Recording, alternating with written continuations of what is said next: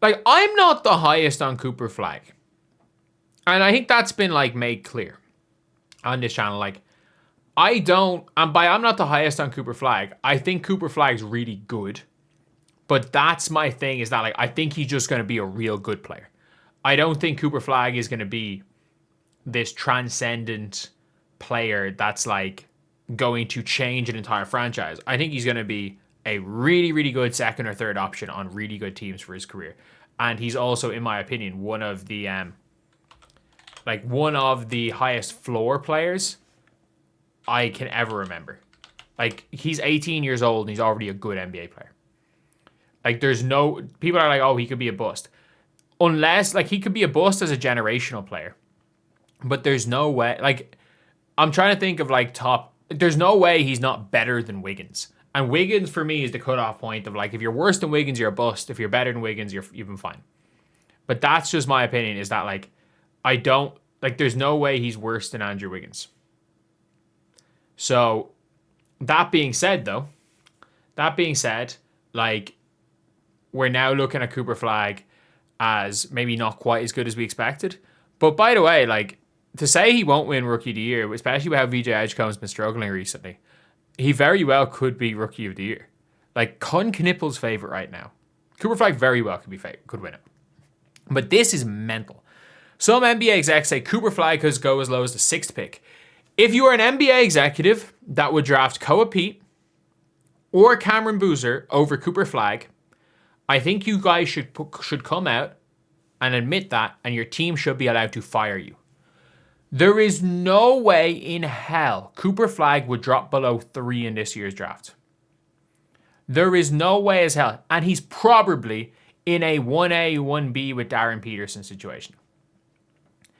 It becomes extremely difficult to separate the two of them. He is a month older than Darren Peterson. He's already hooping at the NBA level. It's too early in the college season, but already the draft class feeling even stronger than anticipated. By June, might be even better, given the development that can occur. To put into perspective, some executives around the NBA say that Flagg had never reclassified and were instead part of the 2026 group.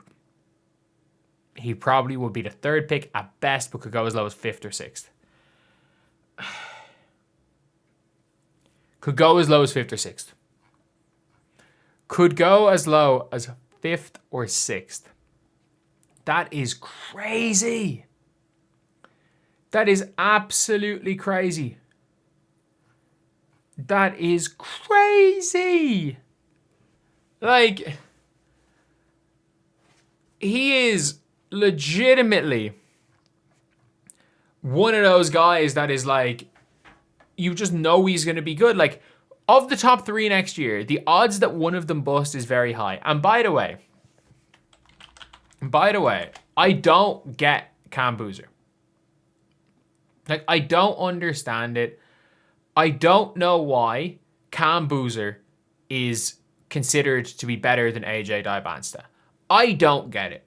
Cooper Flagg is way better than Cam Boozer. He's way better. And by the way, I don't think Cam Boozer is terrible.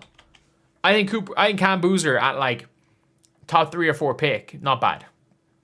Genuinely, like, I think you're fine taking him as a top 3 or 4 pick. But like, we're looking at Peterson's unbelievable, but I think Cooper Flagg still goes 2. If he doesn't reclassify, I still think he goes 2. He's putting up comparable stats on comparable shooting percentages to Cam Boozer in the NBA. In the NBA. And I know I've seen some people try to say that Cam Boozer's National Player of the Year. I don't get it. Like, I don't get it. And I think he's good. But I don't get the Cam Boozer over Dybantsta. And I definitely don't get the Cam Boozer over Cooper Flagg. And nah, I can't believe anyone takes this on Flagg. It's purely a compliment to the prospects 2026 draft. Flagg was number 2 behind Boozer before reclassifying. Peterson and AJ both surpassed Boozer in the eyes of most execs. Flagg's an elite prospect. You're saying Flagg was number 2 behind Boozer, but like, when Cooper Flagg reclassified, even if he was ranked number 2, everyone kind of thought Cooper Flagg was the better player. It's like when I'm just trying to think off the top of my head. Before they reclassified, has there ever been a situation where a player's been lower ranked in high school, but we just kind of knew that they weren't as good? Where is it? ESPN 100.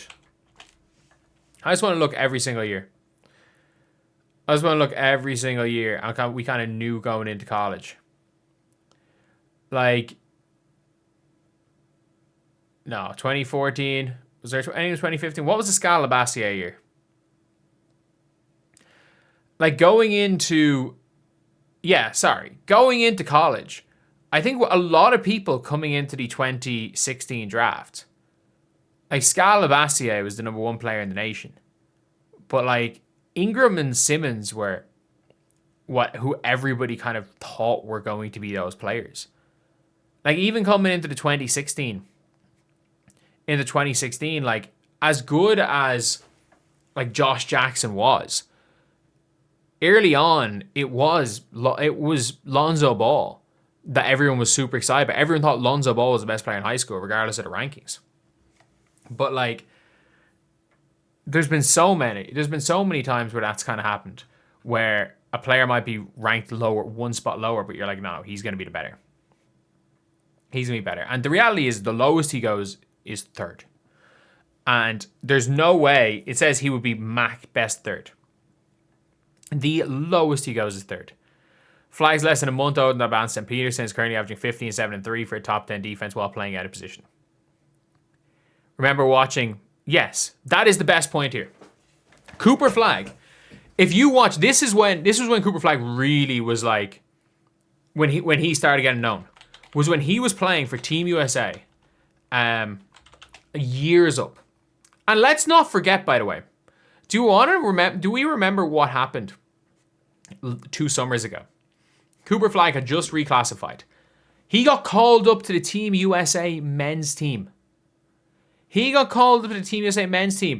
they said he was the best player on the Team USA select team. He made the Team USA select team as a high school player. Like, what are we talking about?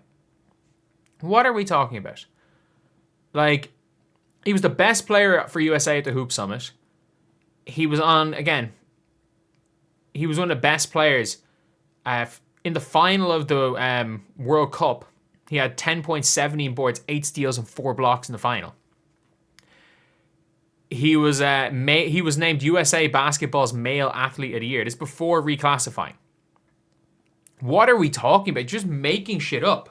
People are just not whatever about the rankings. Nobody thought Cooper Flagg was that bad. And by the way, do I think Cooper Flagg goes number 1 in a redraft?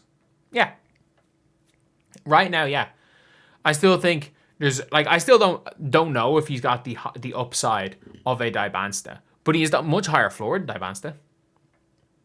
Peterson, okay, you got me there. He would go behind Darren Peterson, but that's like saying Paolo Banchero. I mean, he's not that good because, he would go behind Wemby if he was in the next year's draft. It's like, well, no, Banchero's pretty fucking good. But anyway, yeah, that's pretty much it, lads. See you guys.